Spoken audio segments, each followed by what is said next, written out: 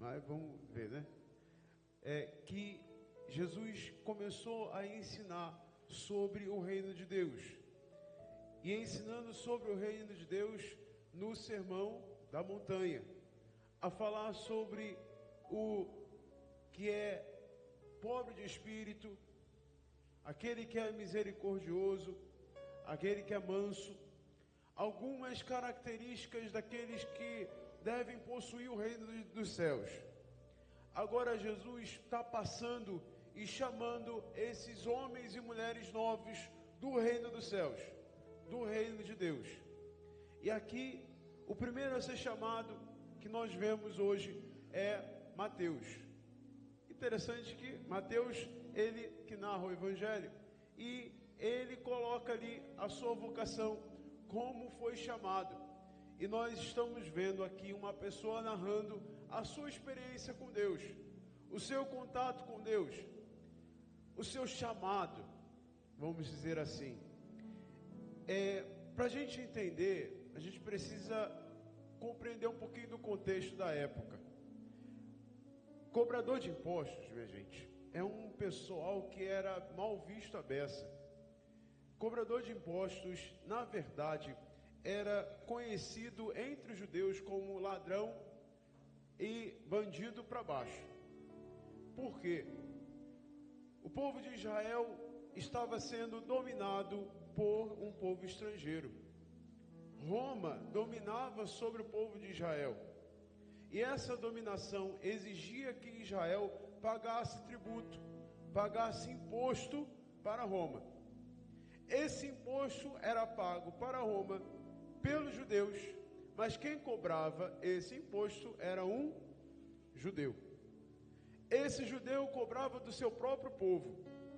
E para o judeu isso era muito sensível, porque o povo judeu, raras as vezes, teve essa liberdade. Sempre tinha sido julgado, era julgado, subjugado por algum povo estrangeiro. E eles guardavam esse sentimento nacionalista de ser liberto. Tanto que o Messias deveria vir para libertar todo mundo, libertar o povo do jugo dos povos estrangeiros. Aí entra São Mateus. São Mateus é esse personagem que deve cobrar o tributo do próprio povo para um povo estrangeiro. Então você imagina como aquele povo devia amar, né, o cobrador de impostos. Ainda tem mais, que os cobradores de impostos eram conhecidos que eles cobravam o que o Império Romano cobrava, mas um pouquinho a mais, para pegar a parte deles. Então, vocês entendem mais ainda o amor que o povo judeu sentia por um cobrador de impostos. Era melhor você, né, não ser visto com um cobrador de impostos. E aí Jesus, na dinâmica dele doida, chama um cobrador de impostos para fazer parte da equipe dele, né? Jesus de escalação está meio complicado, né? Meio complicado. Meu pároco de origem, ele é engraçado que ele dizia que escolhia os piores para jogar futebol com ele no seminário, né? Vai entender o porquê, não sei, né? Tem gente que tem disso. Mas aqui, amados irmãos, Jesus escolhe Mateus. Mas é interessante nessa passagem que ela inicia dessa forma. Jesus passou, viu um homem chamado Mateus sentado na coletoria de impostos. Deu para entender? Jesus não passou e viu um cobrador de impostos. Jesus não passou e viu um Mateus, cobrador de impostos. Jesus não passou e viu alguém sentado na coletoria de impostos. Mas Jesus passou, olhou um homem chamado Mateus, sentado na coletoria de impostos. Parece que é uma coisa qualquer, mas não é. Jesus, quando passa, olha, ele antes de ver um cobrador de impostos, ele antes de ver um Mateus, ele vê um homem. Ele vê a humanidade daquele homem.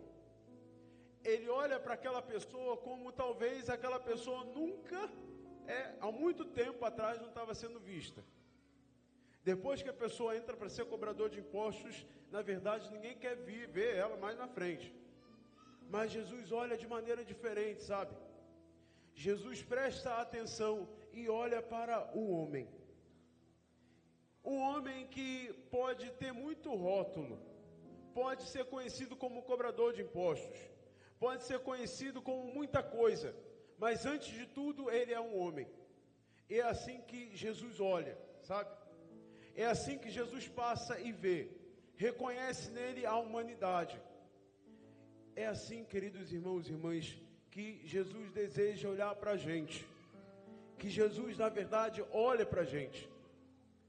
Ele olha para a gente não como aquilo que a gente tem aparente, não o que a gente está, aonde a gente está sentado, não o que a gente está fazendo, mas Ele olha para a gente primeiramente como ser humano, olha para a nossa humanidade, e às vezes a gente acha que ser humano é muito ruim, né?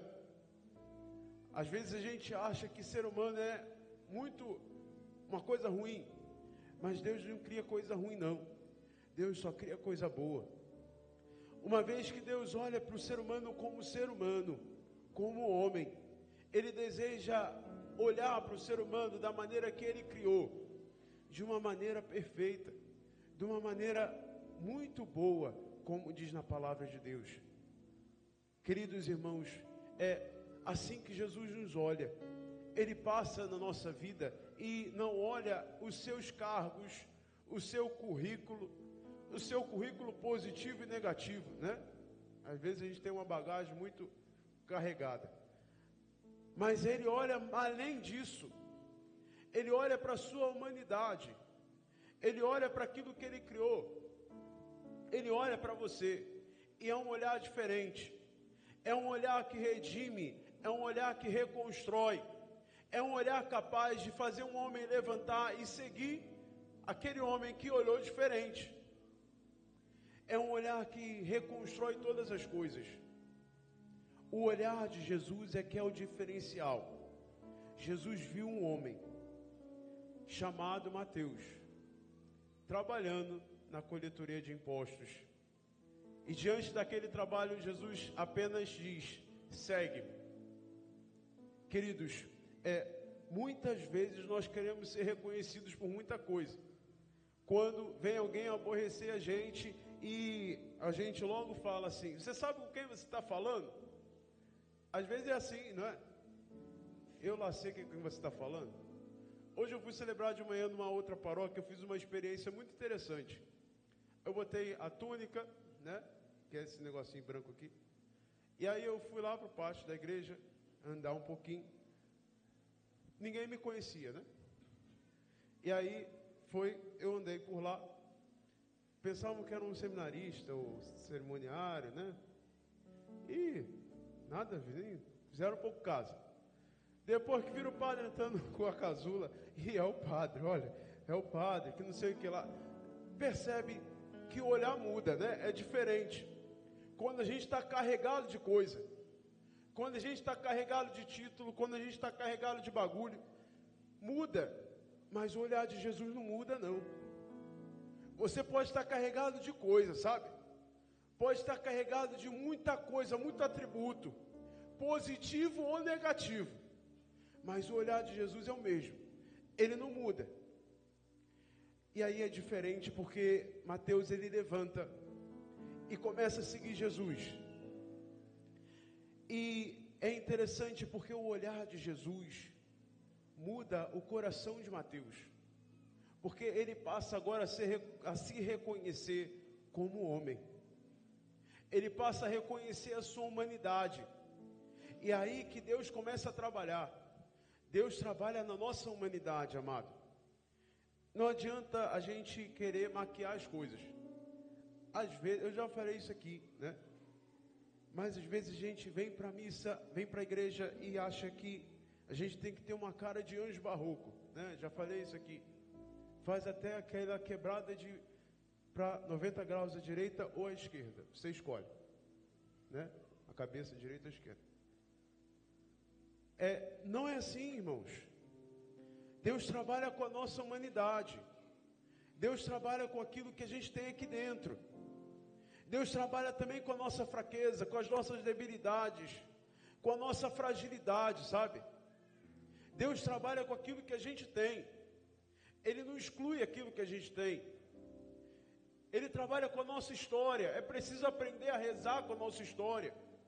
É preciso aprender a rezar com aquilo que a gente destruiu. E deixar que o Senhor reconstrua. Com a nossa humanidade ferida, machucada. Com a nossa história ferida e machucada. Deus trabalha com isso. Ele quer refazer as coisas aqui dentro, a partir da nossa humanidade. Ferida, marcada.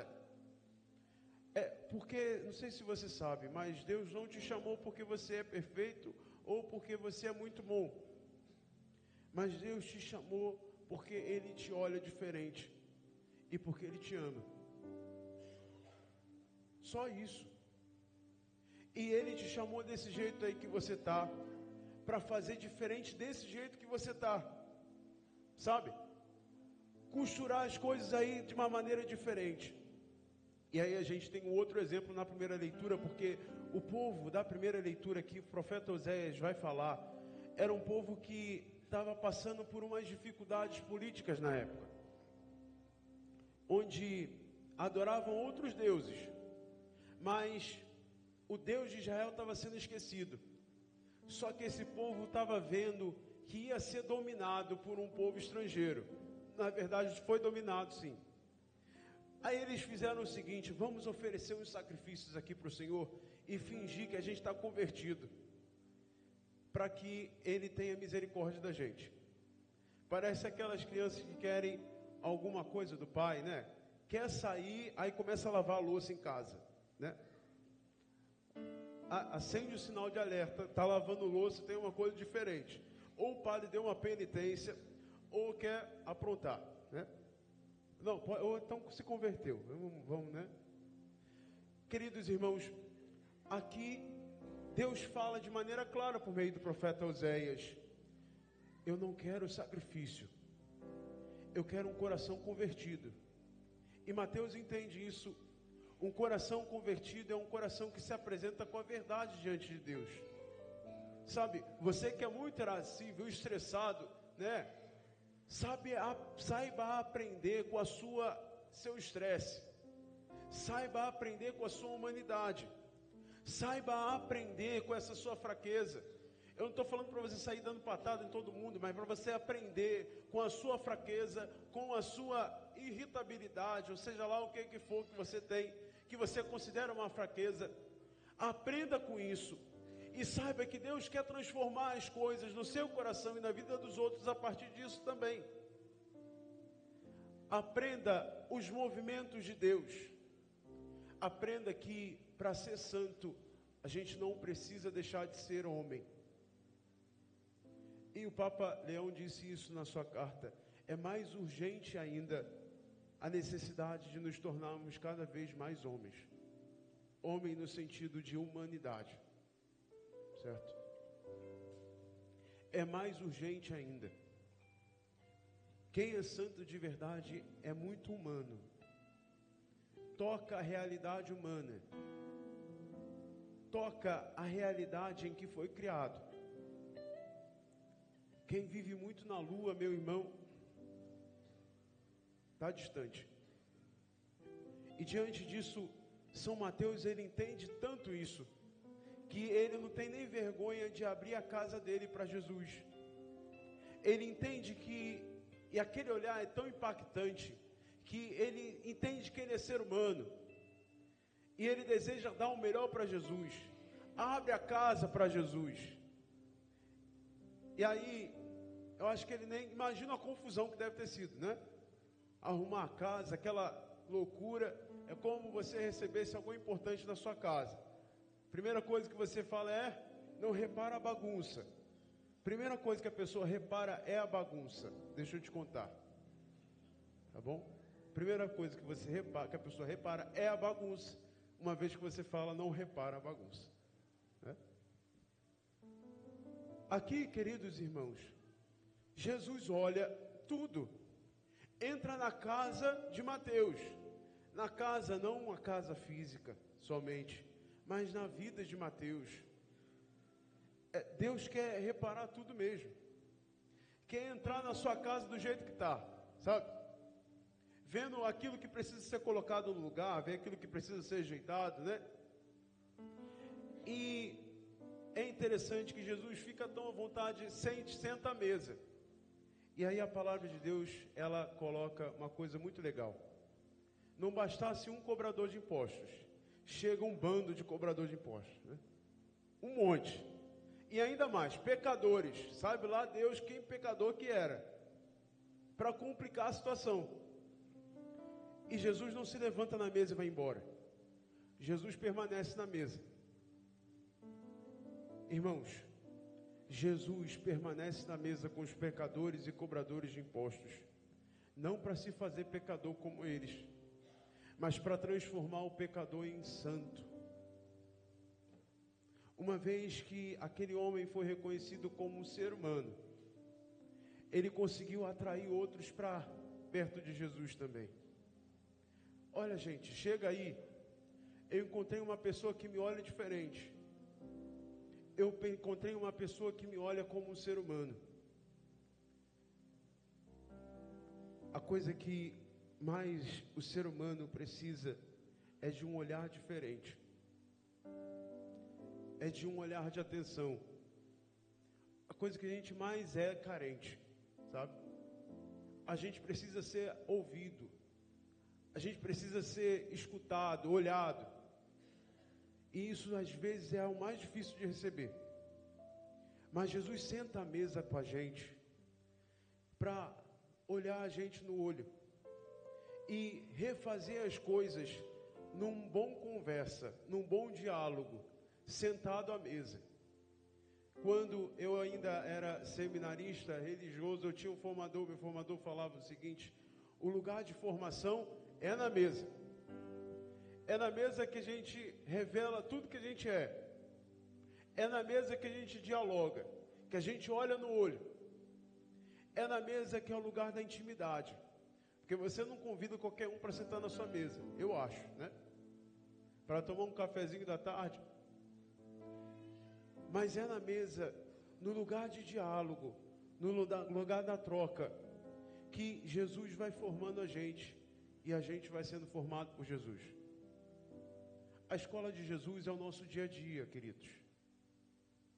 Jesus vai formando a gente no nosso dia a dia. É na nossa fraqueza. É quando a gente reconhece que não está dando mais. É ali que a gente vai aprender a caminhar.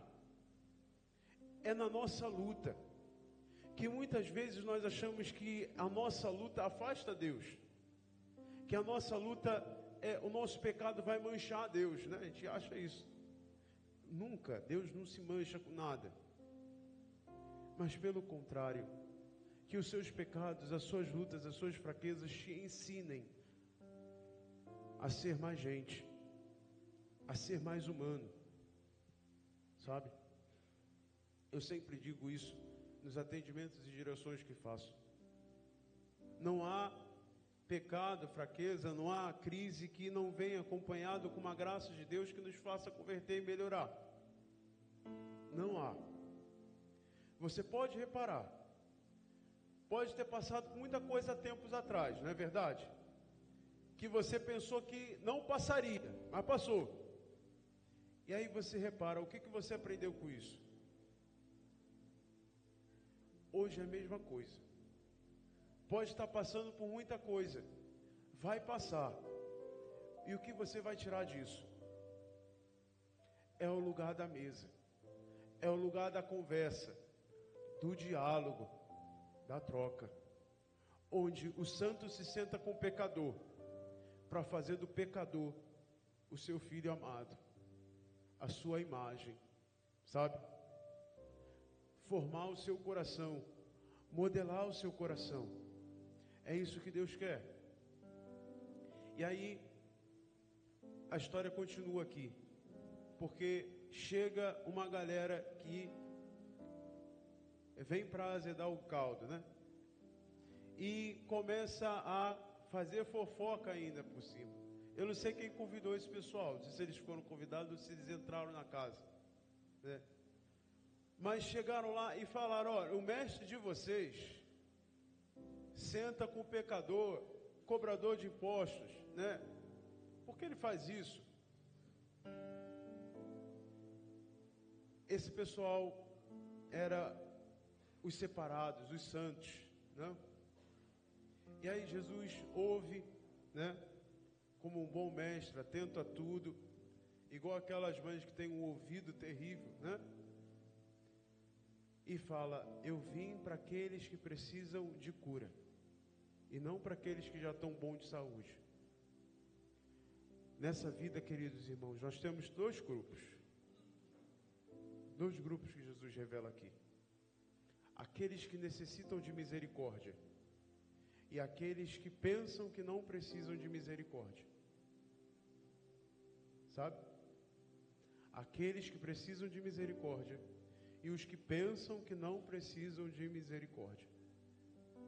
Quem precisa de misericórdia sabe a sua realidade, conhece a sua humanidade, conhece a sua fraqueza e sabe que sem Deus vai dar errado, não vai conseguir. Se abre à ação de Deus, consegue estar na mesa com Jesus e dialogar, consegue estar na mesa com Jesus e escutar. Mas quem acha que não tem pecado e que não precisa da misericórdia, é tipo aquelas pessoas que não conseguem ouvir o outro, mas que fala o tempo todo, e fala de si o tempo todo, porque não conhece a si mesmo, não conhece a sua realidade, não conhece a sua humanidade. E pior, acha que não precisa, né? Como aquelas pessoas que precisam de médico, mas não vai no médico de jeito nenhum, né? Acha que não vai no médico, não vai descobrir doença, né? Mas está aí, a doença está aí, né? Amados irmãos, todos nós precisamos da misericórdia. Eu, quando era mais jovem, eu pensava que essa passagem encaixaria muito bem para quem estava chegando na igreja, né? Hoje eu reconheço que essa passagem cabe muito bem, principalmente quem está na igreja há muito tempo. Porque, principalmente quem está na igreja há muito tempo, precisa entender que precisa ser olhado por Jesus sempre como um ser humano, como homem, sabe? Faz essa experiência. Quando você estiver muito doído do seu ego, né? Quando você estiver machucado de tudo e de todos, vai num lugar onde ninguém te conhece. Vai num lugar onde ninguém te conhece como coordenador, isso, aquilo, né? O músico, tudo. Você vai ser olhado como um homem, ser humano, só. E é o jeito que Deus nos olha. E é ali que Ele vai começar a trabalhar. Por mais que você pense: eu não tenho pecado, eu nunca roubei, nunca matei, graças a Deus. Mas tem muita coisa para ser transformada aí dentro. Às vezes você é um pedaço de pau com pedra dentro do coração. Queridos irmãos, é preciso deixar que a misericórdia de Deus transforme a gente aqui dentro. Não quero sacrifícios, mas eu quero misericórdia. Veja, Jesus não exclui aqui os atos de piedade, a adoração de forma nenhuma. Mas Ele diz que tudo isso deve ser acompanhado com um coração humano. Um coração humano, que conhece as suas fraquezas, as suas limitações, mas que se abre para o agir de Deus. Que se abre para a graça de Deus. Que deixa Deus trabalhar. Que deixa Deus fazer. Porque não adianta de nada oferecermos grandes sacrifícios, muita coisa boa, mas ter o coração ainda de duro, de pedra, sabe? É preciso deixar o coração ser moldado e formado por Jesus e muito mais por Jesus. É preciso ser chamado por Ele, por esse olhar que redime, por olhar o nosso coração, a nossa vida, quem nós somos. Que o Senhor nos ajude e que a graça de Deus nos acompanhe, hoje e sempre. Em nome do Pai, do Filho e do Espírito Santo. Creio em Deus